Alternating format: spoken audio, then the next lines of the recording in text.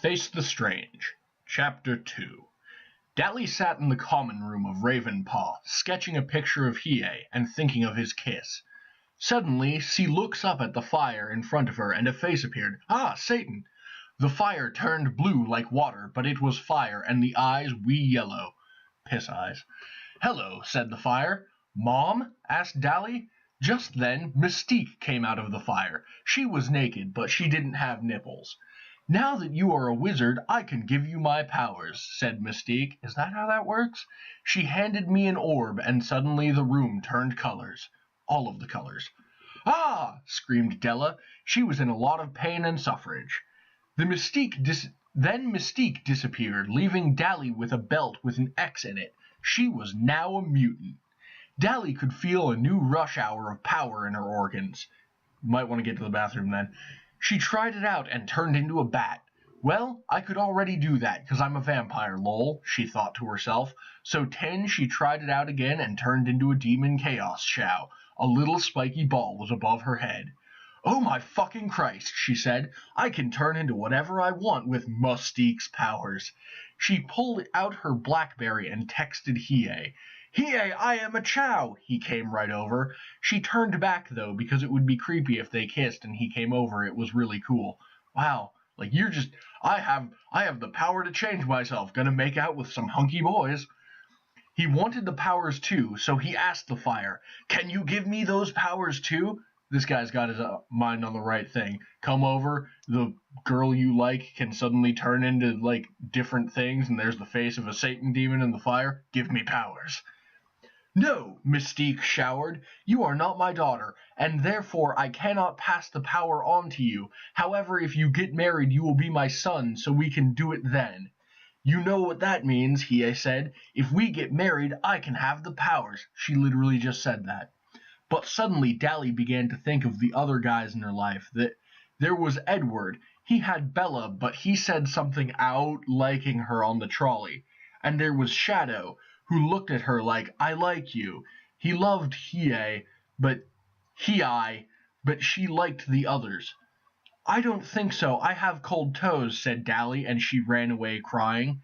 No, you can't leave me here at the altar, shouted Hiei in upset. This guy works fucking fast. Like, there are, like, arranged marriages that don't move this quickly. Ha ha ha ha, laughed Mystique. You will never fucking get T-Pow ears. And then she disappeared, and so did Hiei, 'cause he was not supposed to be in Ravenclaw's dorm room. Lol, what the fuck was he thinking? Dolly wept quietly to herself when all of a sudden a blonde walked in out of the class and approached her. What's wrong, Dally? He asked. Who are you? I asked. Oh, my name is Draco Malfoy, he said. Are you okay? Yeah, like we needed another fucking dude in the middle of this goddamn love hexagon. This love goddamn hypercube that we've got going on in this story. Dally looked into Drake's eyes, I wish it was the rapper, and saw that he cared. He was full of compassion, like a snake. The boy held out a hand and pulled Dally up. Do you want me to walk you to your class? He asked. I would love that, Dally said, battering her ashes. They began to walk down the hallway together when the blast came out before him. It was Edward. Dally, he shouted, what are you doing with all these boys? Edward, it's really none of your business. Now let us go to the Great Hall, she snipped. It is Dangarosu, he begun to raise his voice. Just then Draco pulled out his wand, and him and the Vampy got into a big fight. But Dumbledore came and broke it up. That's it, he shouted. You boys will come have a talk with me in my office. And they left. That's some foreshadowing right there. So Dally had to go to the Great Hall by herself.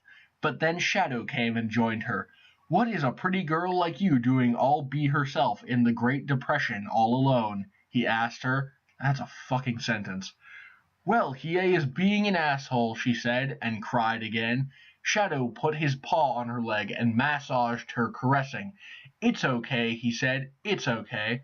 Meanwhile, Hiei was updates punishing Walls angrily.